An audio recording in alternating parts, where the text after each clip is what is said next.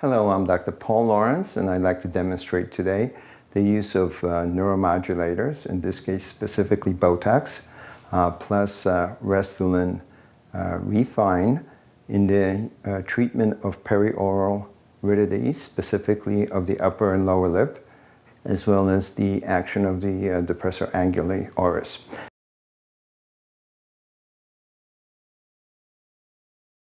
If I can just demonstrate, what I have done is just outline our plan of action.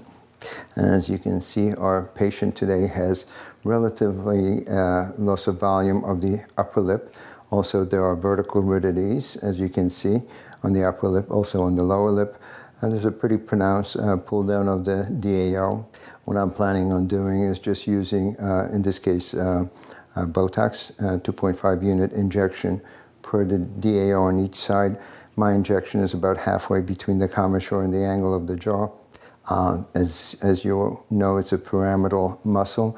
I believe that the closer you are to the insertion, the more effective it is because the muscle mass is less. So my injection point is about halfway versus being at the angle of the jaw. I think you get a more efficient and effective and long-lasting effect of the neuromodulator.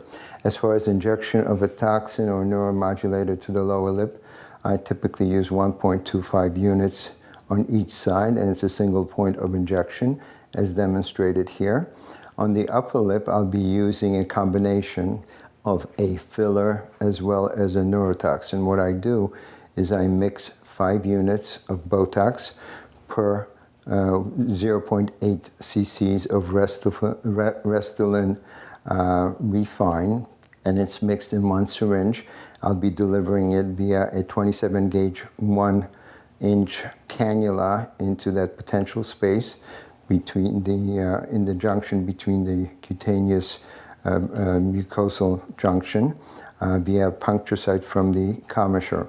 So really the total dose to the upper lip to relax the orbicularis oris muscle is 5 units of BOTOX for the upper lip and 2 units of BOTOX to the lower lip, plus 2.5 units of BOTOX per side per each DAO.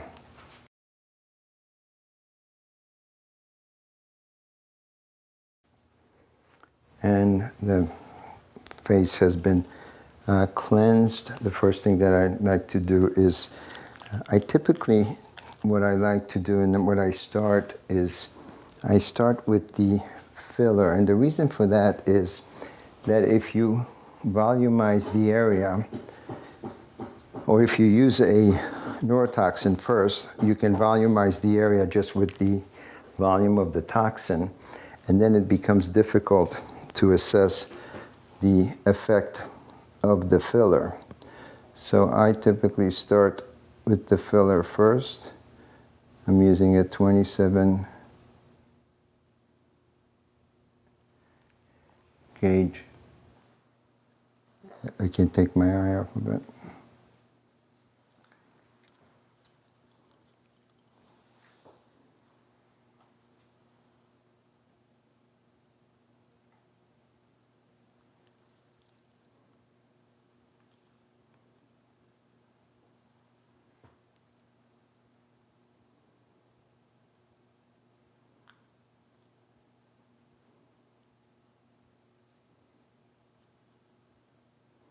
I'm not hurting you, am I? Uh-uh. The placement is in that potential space, as you can see. And it's a retrograde injection.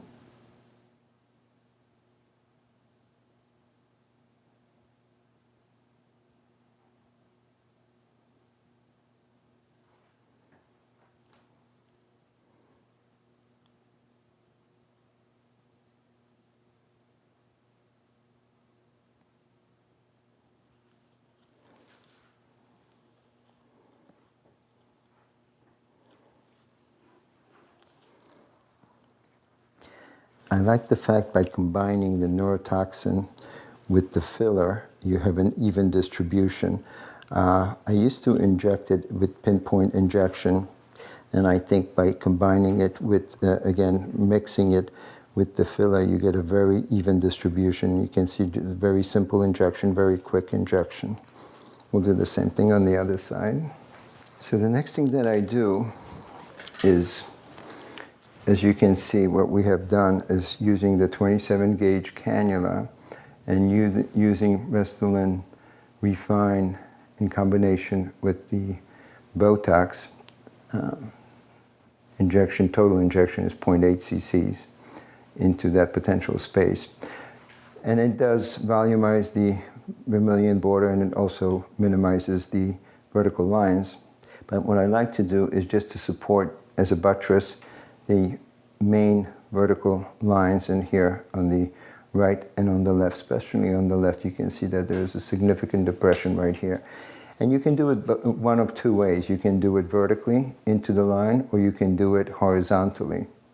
And again, because I've used the mixture, and I've made that mixture, I have reduced the viscosity and the G prime of the product. So this is a very thin product. It can be a very superficial placement.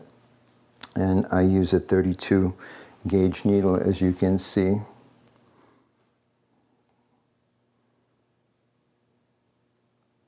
And again, it's a retrograde injection.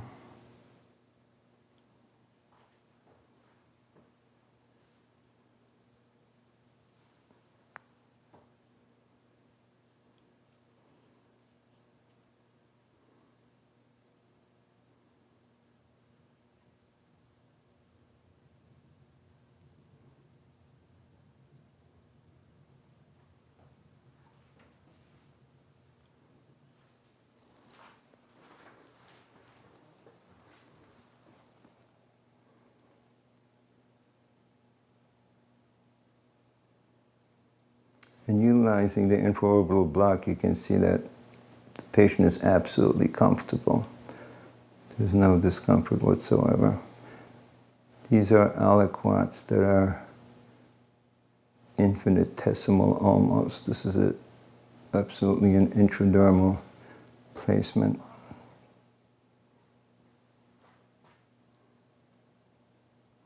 The angle that I'm approaching is about 15 degrees or so. Especially right here where there's this almost a depressed scar. I want to be very, very superficial.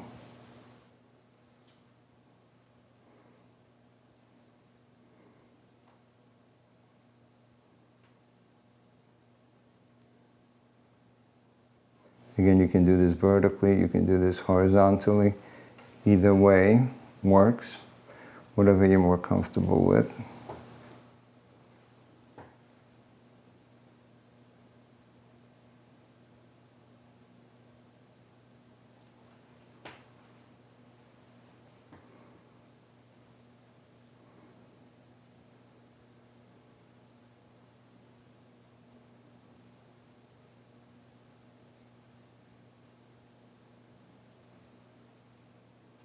And just gentle massage when you finish. Gently open your mouth.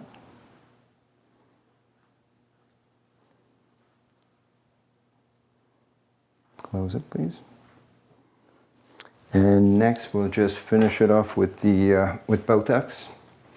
I do believe that I think it's important to combine, especially in the perioral area. It really is a combination of a neuromodulator to weaken the activity of the muscle and a volumizing agent. I don't think you can do one without the other. It's very rare that I only use a neuromodulator in the lip area. Occasionally I do that in very young patients.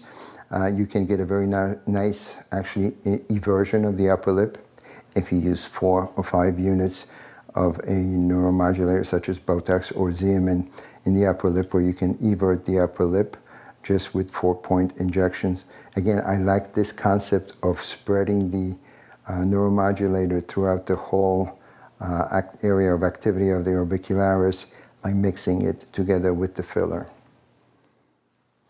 And lastly, what we will do is just to demonstrate injection of the lower lip and the depressor anguli-oris.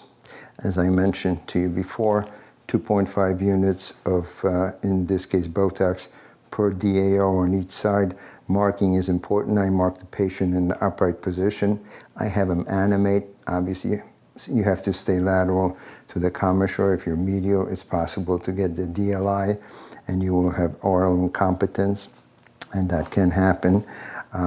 I like to inject about midway between the commissure and the angle of the jaw to get a more efficient activity of the modulator. And it's 2.5 units per side. I massage it laterally. Again, not to turn your head a little bit towards me, please. Not to inactivate the DLI.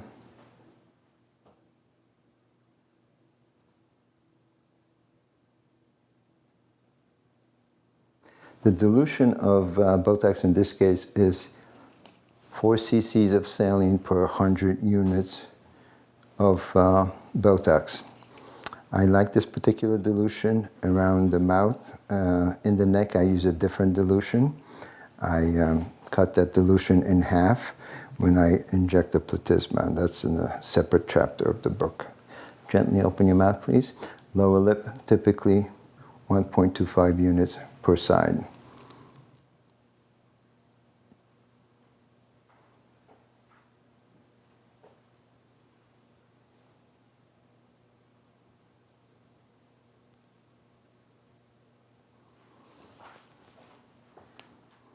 And what I do is I just try to spread the material to get an even distribution throughout the auricularis, or on the lower lip.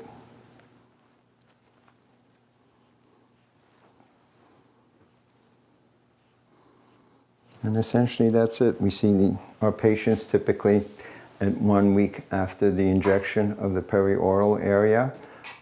We will take post-injection photographs and follow the patients typically at 3 to 4 months for another injection if necessary. Thank you.